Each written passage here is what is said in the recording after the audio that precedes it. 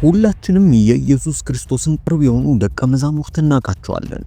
በምድር ላይ ያሉ ብዙ ተአምራቶችንና ድንቆችን በኢየሱስ ክርስቶስ ስም ሰርተዋል። ደግሞም ልክ እንደ ጴጥሮስ፣ ዮሐንስና ማቴዎስ የመሳሰሉትን በደንብ እናውቃቸዋለን። ነገር ግን ስንቶቻችን የእነዚህን 12 ደቀ መዛሙርት አሟሟት እናውቃለን? ልክ በምድር ላይ እያሉ እንደሰሩት የሚያስገርሙ ተአምራት ሁሉ አሟሟታቸውም ልክ እንደዛው እጅግ በጣም ያስገርማል። እጅግ በጣም ኃይለኛ መጎሳቆልና በጭካኔ የተሞላ አሟሟትን ሞተዋል። የእያንዳንዱን ደቀ መዝሙር አሟሟት እንነግራቸዋለን። ከኛ ጋር ይቆዩ። በመጀመሪያ የምንመለከተው የኢየሱስ ቅርብ የነበረውን ጴጥሮስ ነው፣ ወይም በሌላ ስሙ ስምዖን ተብሎ ይጠራል። ከጥንታዊቷ ከተማ ከቤተሳይዳ ነው የመጣው። በገሊላ ባህርም ከባቢ አሳ በማጥመድ ስራው ይታወቅ ነበር። ጴጥሮስ ለኢየሱስ ክርስቶስ ቅርብ እንደሆነና ኢየሱስ ክርስቶስን እንደሚወድ ይታወቃል። ይሁን እንጂ ፍጹም አልነበረም። ኢየሱስ ክርስቶስ በታሰረ ወቅት ጴጥሮስ እጅግ በጣም ፈርቶ ነበር፣ ለሕይወቱም ሰክቶ ነበር። ምናልባትም እነዚህ ሰዎች ከኢየሱስ ጋር እንደነበርኩኝ ቢያውቁ ሊገሉኝ ይችላል በሚል ምክንያት ኢየሱስ ክርስቶስን 3 ጊዜ ክዶታል። ጴጥሮስ ከተማሩት ወገን ውስጥ አልነበረም። በአንድ በኩል ግን ጴጥሮስ ከደቀ መዛሙርቶች መካከል እጅግ በጣም ደፋር ነበር። ኢየሱስ ክርስቶስ በባህር ላይ ና ተራመድ ሲለው በድፍረት ባህሩ ላይ ወጣ። ኢየሱስ ክርስቶስ የሰራቸውን ብዙ ተአምራቶች የመመልከት እድል ነበረው። ታዲያ የሮም ትልቁ እሳት ተብሎ በሚጠራበት ክፍለ ዘመን የሮም 2/3 የሚያክል ነዶ ነበር። ይህ የሆነው በ64ኛው ክፍለ ዘመን ነው። በጊዜው የሮም ገዢ የነበረው የታወቀው ጨካኙ ኒሮ ነበር። ታዲያ የመንግስቱን መፈራረስ ቀጥታ ክርስቲያኖች ላይ አላከከው። የሚያገኛቸውን ክርስቲያኖች እየሰበሰበ ይሰቅላቸው ነበር። ታዲያ ጴጥሮስም ልክ እንደዚሁ የተሰቀለ ደቀ መዝሙር ነበር። ከጴጥሮስ አሟሟት የሚገርመው ጴጥሮስ እንደ ኢየሱስ ክርስቶስ መሰቀል አይገባኝም በማለት ተዘቅዝቆ ነበር የተሰቀለው። ማለትም ደም ወደ ጭንቅላቱ እየሄደ ከላይ ወደ ታች ተገልብጦ ነው የተሰቀለው። ሁለተኛው ደቀ መዝሙር የዘብዴዎስ ልጅ የሆነው ያዕቆብ ነው። ታላቁ ያዕቆብ ወይም ደግሞ የዘብዴዎስ ልጅ ያዕቆብ በመባል ይታወቃል። የኢየሱስ ክርስቶስ ዋነኛ ተከታይ ከሆኑት አንዱ ነው። በእርግጥ ከደቀ መዛሙርቶች ውስጥ 2 ያዕቆቦች አሉ። አንዱ ያዕቆብ ይህ ነው። ያዕቆብና ወንድሙ ዮሐንስ ኢየሱስ ክርስቶስን ብዙ ጥያቄዎች በመጠየቃቸው ይታወቃሉ። ለምሳሌ የማይቀበሉንን እሳት ከሰማይ ዘንቦ እንዲገላቸው እንለምን ብለው አንድ የሚገርም ጥያቄን ጠይቀውት ያውቃሉ። ይህ በሉቃስ ወንጌል ምዕራፍ 9 ላይ ተጽፏል። የሐዋርያት ሥራ ምዕራፍ 12 ከቁጥር 1 ጀምሮ እንዲህ ይላል። በዚያ ዘመን ንጉሥ ሄሮድስ መከራ ያጸናባቸው ዘንድ ከቤተ ክርስቲያን በአንዳንዶቹ ላይ እጁን ጫነባቸው። የዮሐንስም ወንድም ያዕቆብን በሰይፍ ገደለው ይለናል። ታዲያን ያዕቆብ የሞተው በጊዜው ገዢ የነበረው በሄሮድስ እጅ ነበር። ከደቀ መዛሙርቶቹም ውስጥ በጊዜ ወይም ደግሞ መጀመሪያ የሞተው ደቀ መዝሙር ነው። ታሪክ እንደሚናገረው ከሆነ ያዕቆብ በስፔን ውስጥ ሚሽነሪ ነበር። በዛም ከተማ እንደተቀበረ ይነገራል። ነገር ግን የሞተበት ከተማ ኢየሩሳሌም ከተማ ነች። ሰዎች እሱ የተቀበረበትን ስፍራ ለማየት ወደ ስፔን ድረስ ተጉዘው ይሄዳሉ። ካሚኒዮ ዴ ሳንቲያጎ በሚባል ስፍራም ላይ ይገኛል። በየዓመቱ ወደ 300,000 የሚጠጉ ሰዎች እሱ የተቀበረበትን ስፍራ ለማየት ይሄዳሉ። በዛም ስፍራ በሱ ስም የተገነባውን ቤተክርስቲያን ይጎበኛሉ። ሶስተኛው ወንድሙ የሆነው የዘብዴዎስ ልጅ ዮሐንስ ነው። ኢየሱስ ክርስቶስ ከሚያቀርባቸው 3ቱ ደቀ መዛሙርቶች ውስጥ መሃል አንዱ የሆነው ዮሐንስ ነው። ኢየሱስ ተከተሉኝ ከማለቱ በፊት አሳ አጥማጅ እንደነበር ይታወቃል። ዮሐንስ በመጽሐፍ ቅዱስ ላይ ቁልፍ የሆነን ሚና ሲጫወት እንመለከተዋለን። ለምሳሌ የኢየሱስ ክርስቶስ እናትን ወደ ቤቱ በማስገባት ደግሞም የኢየሱስ መቃብር ስፍራ ባዶ እንደሆነ ሲሰሙ እሱና ጴጥሮስ ነበሩ እየሮጡ የመቃብር ስፍራውን ለማየት የሄዱት። ታዲያ መጽሐፍ ቅዱስ እንደሚነግረን ደቀ መዝሙሩ ዮሐንስ በፍጥሞ ደሴት ላይ እንደተጣለ ይነግረናል። በዛም ስፍራ ላይ ሆኖ የራእይ መጽሐፍን ጽፎልናል። በ98ኛው ክፍለ ዘመን እንደሞተም ይነገራል። የዮሐንስ አሟሟት ከሁሉም ለየት ያለ ነው። ምክንያቱም በሰው እጅ ተገድሎ አይደለም የሞተው፣ ይልቁንስ በሽምግልናው ነው የሞተው። ዮሐንስ ከኢየሱስ ደቀ መዛሙርቶች ውስጥ ወጣት እንደሆነ ይነገርለታል። አራተኛው ደቀ መዝሙር እንድርያስ ነው። እንድርያስ በመጽሐፍ ቅዱስ ከተጠሩት ደቀ መዛሙርቶች መካከል ነው። በእርግጥ ዋና የኢየሱስ ቅርብ ከሚባሉት ሦስቱ መካከል አይደለም። እንድርያስ ኢየሱስ ክርስቶስን ከመከተሉ በፊት የመጥምቁ ዮሐንስ ደቀ መዝሙር እንደሆነ ይታወቃል። ይሁን እንጂ መጥምቁ ዮሐንስ የሚሰብከውን ኢየሱስ ከእንድርያስ በፊት ጴጥሮስ መሲሁ እንደሆነ ተናገረ። ሌላው እንድርያስ የሚታወቅበት ለኢየሱስ ክርስቶስ ቅርብ ከሆነው ደቀ መዛሙርቶቹ መካከል አንዱ የሆነው የጴጥሮስ የሥጋ ወንድሙ ነው። እንድርያስ በ60ኛው ክፍለ ዘመን እንደተሰቀለ ይነገራል። አሟሟቱም ልክ እንደ ወንድሙ በሰቅላት ነበር። ፓትረስ በምትባለው በግሪክ ከተማ እንደሞተም ይነገራል። የቅዱስ እንድርያስ መስቀል ተብሎ የሚጠራ መስቀል አለ። ኤክስ ሼፕ የያዘ መስቀል ነው። በዛም ላይ እንደሰቀሉት ይነገራል። ታሪክ ሲናገርም እንድርያስ ልክ እንደ ኢየሱስ በሚስማር ችንካር ሳይሆን ይልቁንስ በገመድ ተጠምጥሞበት መስቀሉ ላይ እንደተሰቀለ ይነገራል። አምስተኛው ደቀ መዝሙር ፊልጶስ ነው። በእርግጥ በአዲስ ኪዳን ላይ ጥቂት ጊዜያት ላይ ብቻ ነው የፊልጶስ ስም የተጠቀሰው። በመጽሐፍ ቅዱሳችን ላይ 4 ፊልጶሶች አሉ። አንዱ የኢየሱስ ደቀ መዝሙር ነው። በእርግጥ መጽሐፍ ቅዱስም ስለ ደቀ መዝሙሩ ፊልጶስ ጥቂት ቦታ ላይ ብቻ ነው የሚናገረው። ልክ እንደ ወንድማማቾቹ እንደ ጴጥሮስና እንደ እንድርያስ ከቤተ ሳይዳ የሆነ ወገን ነው። ከሌሎቹ ደቀ መዛሙርትም የተሻለ ግሪከኛ ዕውቀት አለው ተብሎ ይታሰባል። ናትናኤልን ወደ ኢየሱስ ያመጣው ደቀ መዝሙር ነው። በመጽሐፍ ቅዱሳችን ላይ ካሉት ትላልቅ ተአምራቶች መካከል የዮሐንስ ወንጌል ምዕራፍ 6 ቁጥር 5 ላይ እንዲህ ይላል፣ ኢየሱስም ዓይኖችን አንስቶ ብዙ ሕዝብ ወደ እርሱ ሲመጣ አየና ፊልጶስን እነዚህ እንዲበሉ እንጀራ ከወዴት እንገዛለን አለው። ከዚህ በኋላ መጽሐፍ ቅዱሳችን ከነገረን ትልቁ ተአምራት መካከል የሆነው አንዱ 5000 ሕዝቦች የተመገቡበት ተአምራት ይደረጋል። ታዲያ በዚህ ተአምራት ውስጥ ኢየሱስ ወዴት እንገዛለን ብሎ የጠየቀው ይህንን ደቀ መዝሙር ነበር። ደግሞም ይህ ደቀ መዝሙር አንድ ጥያቄ ለኢየሱስ አቅርቦለታል። እግዚአብሔር አብን እንዲያሳያቸው ጠየቀ። ኢየሱስም እኔን ያየ አብን አይቷል ብሎ ምላሽን ሰጠው። ፊልጶስ በ80ኛው ክፍለ ዘመን እንደሞተ ይነገራል።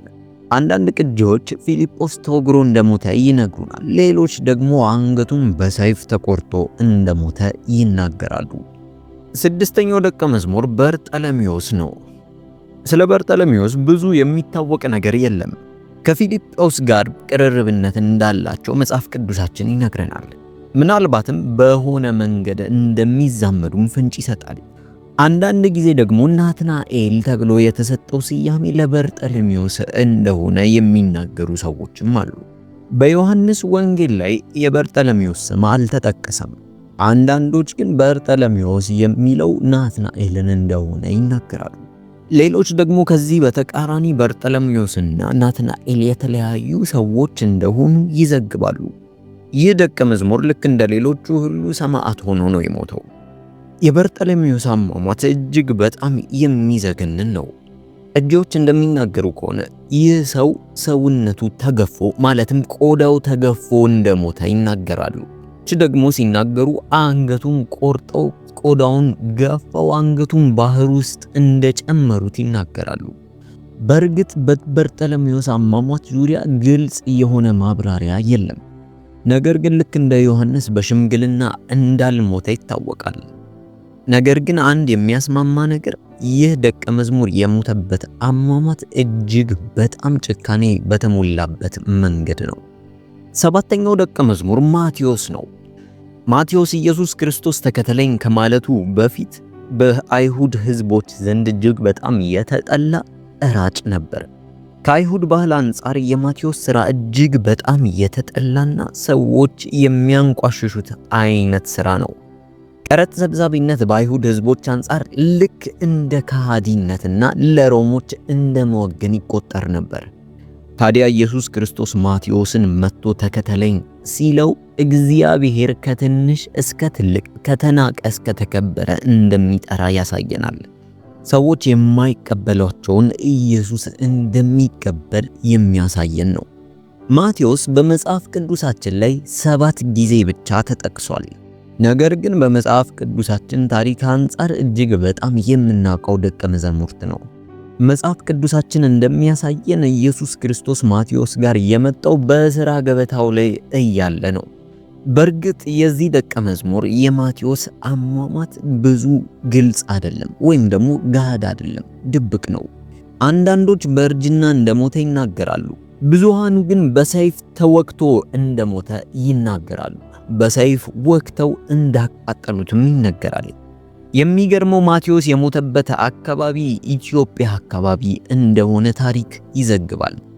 8ኛው ደቀ መዝሙር ቶማስ ነው። ቶማስን ብዙ በመጽሐፍ ቅዱስ ላይ የተጻፈልን መረጃ የለም። ነገር ግን ሁላችንም ተጠራጣሪው ደቀ መዝሙር እንደሆነ እናውቃለን። በተለይም ደግሞ ኢየሱስ ክርስቶስ ዳግመኛ ከተነሳ በኋላ የእጆቹን ምልክት በመጠየቁ ይታወቃል። በዛም ምክንያት ነው ተጠራጣሪው ቶማስ የሚል ስያሜ ወጣለት። የኢየሱስን መነሳት የተጠራጠረበትም ዮሐንስ በመጽሐፉ ላይ ዘግቦታል። የእግዚአብሔር ቃል በዮሐንስ ወንጌል ምዕራፍ 20 ቁጥር 24 ላይ እንዲህ ይላል፣ ነገር ግን ከ12ቱ አንዱ ዲዲሞስ የሚሉት ቶማስ ኢየሱስ በመጣ ጊዜ ከነርሱ ጋር አልነበረም። ሌሎች ደቀ መዛሙርቱ ጌታን አይተነዋል አሉት። እርሱ ግን የችንካሩ ምልክት በእጆቼ ካላየው፣ ጣቴንም በችንካሩ ምልክት ካላገባው፣ እጄንም በጎኑ ካላገባው አላምንም አላቸው ይለናል። ታዲያ ከዚህ በኋላ ዮሐንስ እንደጻፈልን ቶማስ የጠየቀውን ነገር እንዳገኘ ይነግረናል። በቁጥር 26 ላይ እንዲህ ይላል፣ ከ8 ቀን በኋላ ደቀ መዛሙርቱ ደግሞ በውስጥ ነበሩ፣ ቶማስም ከነርሱ ጋር ነበር። ደጆች ተዘግተው ሳሉ ኢየሱስ መጣ፣ በመካከላቸውም ቆመ፣ ሰላም ለእናንተ ይሁን አላቸው። ከዚያም በኋላ ቶማስን ጣትህን ወደዚህ አምጣና እጆቼን እይ፣ እጅህንም አምጣና በጎኔ አግባው፣ ያመንህ እንጂ ያላመንህ አትሁን አለው። ቶማስም ጌታዬ አምላኬም ብሎ መለሰለት ይለናል። የቶማስም አሟሟት ከሌሎቹ በተሻለ መልኩ የጠራ መረጃ አለው። የሞተውም በሰኔ ወር መጨረሻ በ72ኛው ክፍለ ዘመን እንደሆነ ይነገራል። ህንድ ውስጥ በሚገኝ አንድ የተገለለ ደሴት ውስጥ ወንጌልን በመናገር ባለበት በጦር ወግተው እንደገደሉት ይዘገባል። 9ኛው ደቀ መዝሙር ቅድም የነገርኳችሁ ያዕቆብ ነው። ነገር ግን የዘብዴዎስ ልጅ ሳይሆን የእልፍዮስ ልጅ የሆነው ያዕቆብ ነው። ኢየሱስ በኖረበት ጊዜ ያዕቆብ የሚለው ስም እጅግ በጣም የታወቀና ተወዳጅ ስም ነበር። የዚህኛውን ያዕቆብ ማንነት ለመለየት እጅግ በጣም አዳጋችና ከባድ ነው። ምክንያቱም መጽሐፍ ቅዱሳችን ስለዚህኛው ያዕቆብ ብዙ የሚያብራራበት ቦታ የለም። ታዲያ ሞቱም እንደዚሁ ነው። ብዙ መረጃ የለም፣ ነገር ግን መላምቶች አሉ። በግብፅ ውስጥ ያለ ወንጌልን በሚናገርበት ደብድበው እንደገደሉት ይነገራል። በሌላ ቅጂ ደግሞ በኢየሩሳሌም ውስጥ በድንጋይ ተወግሮ እንደሞተ ይነገራል።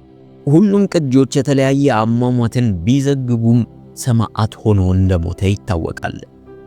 10ኛው ደቀ መዝሙር ይሁዳ ነው። አዎ ከኢየሱስ ደቀ መዛሙርቶች ውስጥ ሁለቱ ይሁዳ የሚል ስያሜ አላቸው። ይህኛው ይሁዳ የያዕቆብ ይሁዳ ወይም ደግሞ ታዲዮስ በመባል ይታወቃል። በእርግጥ አንዳንድ ሰዎች የኢየሱስ ወንድም የሆነው ይሁዳ ነው ይሉታል። ነገር ግን ይህንን የሚያረጋግጥልን ምንም አይነት ቅጂ የለም። በዚህም እርግጠኛ መሆን አንችልም። የያዕቆብ ይሁዳ ከአስቆሮቶ ይሁዳ ይለያል። ከአስቆሮቶ ይሁዳም ለመለየት ታዲዮስ የሚል ስያሜ ነበረው። ታዲያ የአሁኗ ቤይሩት ከተማ ውስጥ እንደተገደለ ይነገራል። የሞተውም በ65ኛው ክፍለ ዘመን ነው ይባላል። በሰዓቱ ቤይሩት ወይም ሌባኖን በሮም ግዛት ስር ነበረች። ታዲያ አሟሟቱም በመጥረቢያ ተመቶ እንደሞተ ይነገራል። 11ኛው ደቀ መዝሙር ስምዖን ይባላል። ከኢየሱስ ደቀ መዛሙርቶች ውስጥ ሁለት ስምዖኖች አሉ። አንደኛው ስምዖን ጴጥሮስ ሲሆን ሁለተኛው ወይም ደግሞ አሁን የምናየው ስምዖን ደግሞ ቀናተኛው ስምዖን በመባል ይታወቃል። በእርግጥ ቀናተኛው ለምን እንደተባለ ማንም ሰው አያውቅም።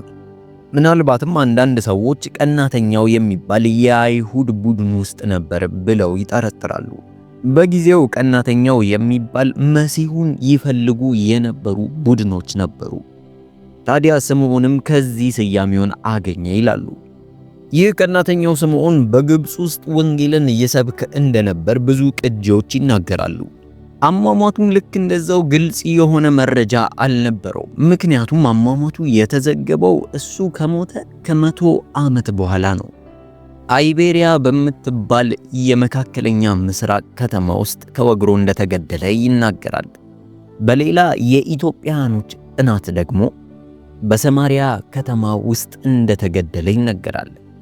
የመጨረሻውና 12ኛው የሆነው ደቀ መዝሙር አስቆሮጦ ይሁዳ ነው። በመጽሐፍ ቅዱሳችን ላይ እጅግ በጣም የምናውቀውና ስሙ የማይረሳን ሰው ነው። አሁን ባለንበት ዘመን እንኳን ስሙ እጅግ በጣም የታወቀ ነው። በካህድነቱ የማያውቀው የለም። በእርግጥ ይሁዳ የሚለው ስያሜ እግዚአብሔር ይመስገን ማለት ቢሆንም ማንም ሰው የሱን ስም አሁን አይጠቀመው። ደግሞም ገንዘብ ወዳድ በመሆኑ ሰዎች ያውቁታል። ምንም እንኳን ኢየሱስ ክርስቶስ እሱ እንደሚክደው ቢያውቅም ከሱ ጋር ለመሆን መምረጡ ብዙ ሰዎችን ያስገርማል። ታዲያ በመጨረሻው እራት ወይም ደግሞ የጌታ እራት ብለን በምናቀው ምሽትም ላይ ከናንተ መካከል አንዳችሁ ይክደኛል ብሎ እንደተናገረም ይታወቃል። ለ30 ዲናርም ብሎ ኢየሱስን እንደካደው መጽሐፍ ቅዱሳችን ይነግረናል። ኢየሱስ ክርስቶስ እንዲሰቀል ከሆነበት ዋነኛ ምክንያቶች አንዱ ይኸው የአስቆሮጦ ይሁዳ ነው። ስግብግብነትም ኢየሱስን እንዲሸጠው እንዳደረገው ይነገራል። ይሁን እንጂ ወዲያውኑ ባደረገው ነገር እጅግ በጣም ተጸጸተ። እጅግ በጣም አሳዛኝ አሟሟትም ሞተ። የእግዚአብሔር ቃል በማቴዎስ ወንጌል ምዕራፍ 27 ቁጥር 3 ላይ እንዲህ ብሎ ይነግረናል። በዚያ ጊዜ አሳልፎ የሰጠው ይሁዳ እንደተፈረደበት አይቶ ተጸጸተ። 30ውንም ብር ለካህናት አለቆች ለሽማግሌዎች መልሶ ንጹሕ የሆነውን ደም አሳልፌ በመስጠቴ በድያለሁ አለ። ካህናቶችም መልሰው እኛስ ምን አግዶን? አንተው ተጠንቀቅ አሉ። ብሩንም በቤተ መቅደስ ጥሎ ሄደና ታንቆ ሞተ ይለናል። ከሁሉም ደቀ መዛሙርት ሞት እጅግ በጣም የከፋው የአስቆሮጦ ይሁዳ ሞት ነው። ምክንያቱም ደግሞ እጅግ በጣም ኃይለኛ ፍርድ ይጠብቀዋል። መጽሐፍ ቅዱሳችን በሐዋርያት ሥራ ምዕራፍ 1 ቁጥር 16 ላይ እንዲህ ይላል፣ ወንድሞች ሆይ ኢየሱስን ለያዙት መሪ ስለሆናቸው ስለ ይሁዳ መንፈስ ቅዱስ አስቀድሞ በዳዊት አፍ የተናገረው የመጽሐፍ ቃል ይፈጸም ዘንድ ይገባ ነበር። ከኛ ጋር ተቆጥሮ ነበርና ለዚህም አገልግሎት ታድሎ ነበርና። ይህም ሰው በአመጽ ዋጋ መሬት ገዛ፣ በግንባሩም ተደፍቶ ከመካከሉ ተሰነጠቀ፣ አንጀቱም ሁሉ ተዘረገፈ። በሚያሳዝን ሁኔታ ሉቃስ ሲዘግብልን ሰውነቱ እንደተዘረገፈና እንደሞተ ተናግሯል። ይህ የይሁዳ አስከፊው ሞት ነው። አብዛኛውን ጊዜ ስለ 12ቱ ደቀ መዛሙርቶች እንደ ቡድን እንሰማለን። ነገር ግን እንደ ግል የደረሰባቸው ነገር እጅግ በጣም ያሳዝናል። የሁሉም አሟሟት የከፋ ነበር። ምንም እንኳን እነዚህ ሰዎች ኢየሱስ ከመጥራቱ በፊት ደቀ መዛሙርት ከመሆናቸው በፊት አሳ አጥማጆች፣ ቀራጮችና ተራ ሰዎችም ቢሆኑ ኢየሱስን ከተከተሉ በኋላ ፍጹም ተራ ሊሆኑ አልቻሉም ነበር። እስከ ዛሬ ድረስ እነሱ የጻፉልን መልእክቶች በሕይወታችን ላይ ትልቅ ተጽዕኖ አላቸው። ዓለምን ማንቀጥቀጥ፣ ነገስታቶችን ማራወጥ የሚችል ኃይል ያለው መጽሐፍን አቀርበውልናል። የሮም ነገስታቶች በእርግጥ እነዚህ ደቀ መዛሙርቶች በውስጣቸው የነበረውን የእግዚአብሔር መልእክት እንዳያወጡ ብዙ ነገሮችን ጥረዋል። ቆዳቸው ተገፏል፣ አንገታቸው ተቆርጧል፣ እንዲሁም ልዩ መከራዎች ደርሰውባቸዋል።